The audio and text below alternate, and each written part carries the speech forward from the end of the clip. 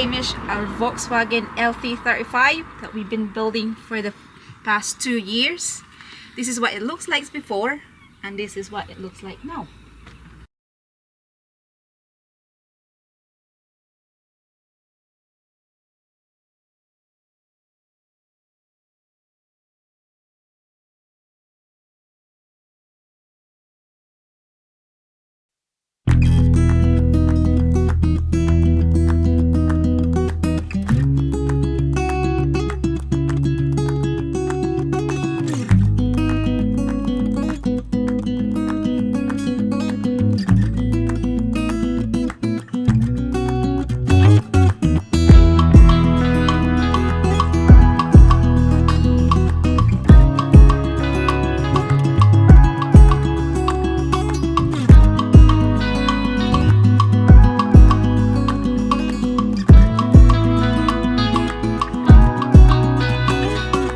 There are some little niggly things that still need to be completed, and that's what we're going to try to do today.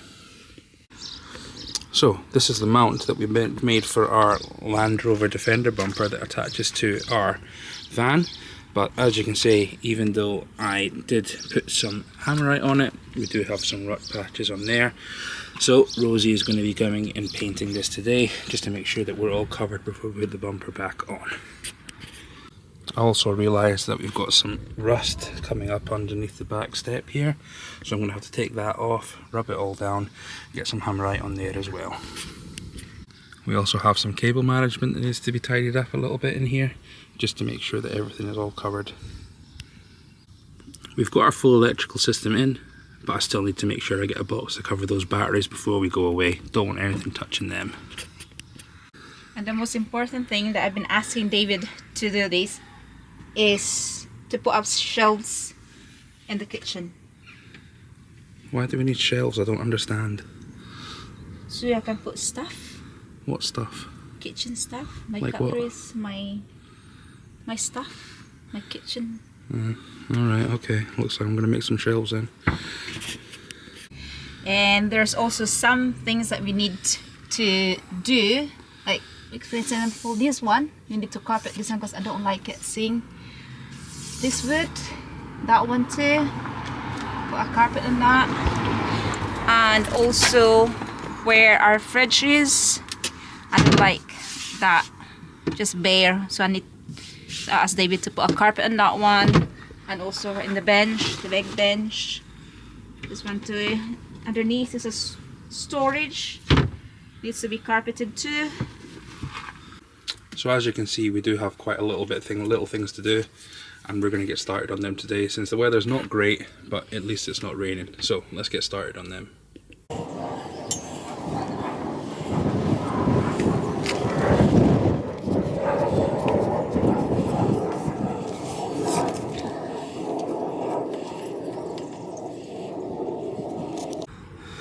Back panel off, but luckily it doesn't actually look as bad as I thought it was going to be.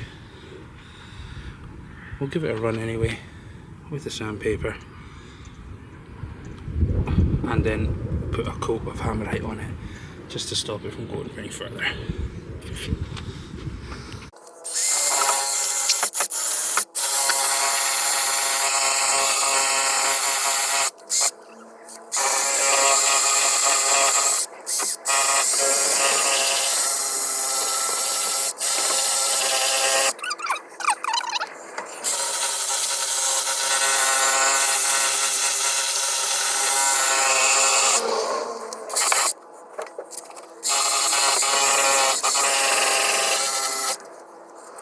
So we got started, but unfortunately, being in Scotland, we've been rained off the pitch. So now we're just sitting inside the van, waiting for the rain to stop so we can continue with the painting. I don't know how I'm going to build these shelves that Rosie wants in this cupboard, but I'm going to finish off the painting in the back, do a little bit of that cable management that I said in the back there. I put in a new Renogy BT unit so I can check my status of my batteries and how much power I'm getting in through the solar. So that wire's hanging there right at the back, so I'll have to have a quick look and see if we can get that sorted. Get back to you once the rain stops. I've installed the Max Air Fan Deluxe and we've now got it on 50% speed on air out, as you can see. Let's see how much it actually moves with only half speed.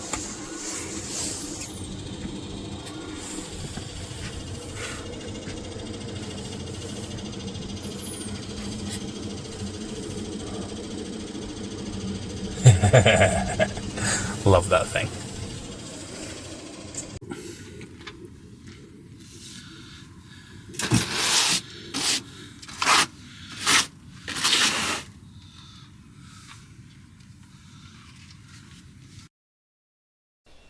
So, not sure what happened here, but for some reason the audio ended up not recording. I must have clicked something on my camera. So as you can see here, all I'm really doing is just doing a little bit of cable management, tidying up the wires that connect to my Renogy BT adapter, which allows me to then view on my phone exactly how much solar I've got coming in and how much solar I've got going, how much power I've got coming out of my batteries, but also it also shows me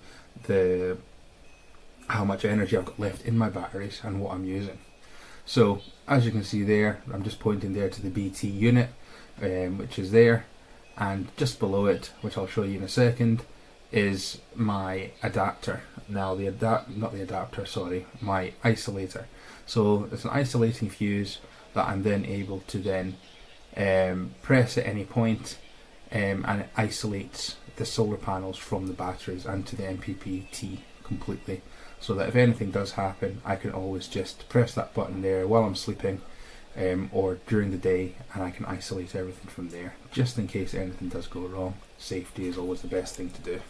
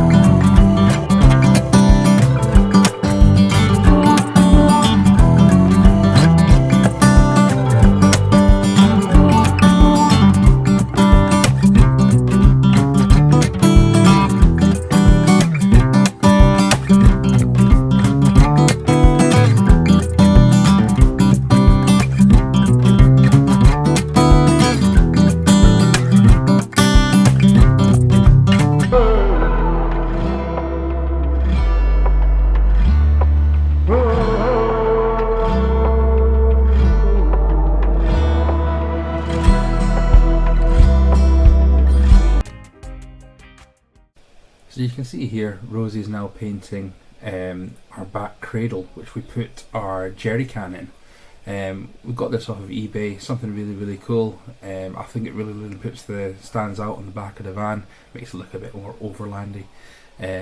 But this needed to have some hammerite put on it, just so that we could make sure it's protected, because I put it on and it was already starting to rust a wee bit inside with all the rain we've had. But with that little bit of hammerite on it, it should now be absolutely fine for at least another year, and then we'll top it up again. Pouring, absolutely pouring. Yeah, at least the van is starting to look a bit more cleaner. So, unfortunately, as you can probably hear, we got rained off again.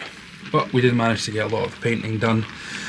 Painted that front bracket that we used to connect our front bumper on, which I have here. Show you it quickly. So here's the bumper here. originally off of an LT, not an LT, that's my van, off of a Land Rover T10 I believe. We've mounted a light bar on it here, so once the weather's a little bit better we'll be able to mount that up on and actually get the wire the light connected. I also bought some spotlights that are going to go on the roof, which I have mounted already on here, and they're ready to go on the roof. I just used some Unistrut, painted it black with black hammerite. It is galvanised, so it's not going to rust anyway, it's more for the looks. Bumper the same, refurbished it, painted it all in hammerite, all looking good, all ready to go. So hopefully in the next video, with the weather being a bit better, I should be able to, you know, actually get these things mounted to the van. Get them mounted to the van, get the lights all run through. I've got a cable for it here, which is going to be fun to try and install. But I'm actually quite good with the 12 volt, and I'm not too fussy about the 12 volt stuff. Not that I'm not fussy, I'm not fussed about doing it. I actually enjoy doing 12 volt stuff. So that I'm actually looking forward to doing. And get these lights on. Let me see if I can hook these up quickly just so we can have a quick look and actually see what the lights would look like with them lighted. I haven't actually lit them up yet to see if they actually even work, so that'll probably be a good idea. So I've managed to just hook them all up individually into one wire here that's connecting to my little 18 volt battery, which will probably kill my battery, I know, but let's give it a go. I'm eager to see what these lights look like. There we go. There. Negative, will we have light? Oh yes, we have light. Oh, they are pretty bright. I know this is a small area, but I think they actually do quite nicely. And they're all working. 1, 2, 3, 4. Even better. Let me see about this light that's on here. I've never actually tasted the light that's actually on the bumper yet. So let's hook that one up and see what it looks like. So, LED light on here. This one's got spade connector still on it, so this should make it a little bit easier. So we've got this, and then we've got, oh yes, that's pretty bright as well. I wish I'd never done that now, because now I honestly cannot wait to get these on the van to see what they look like.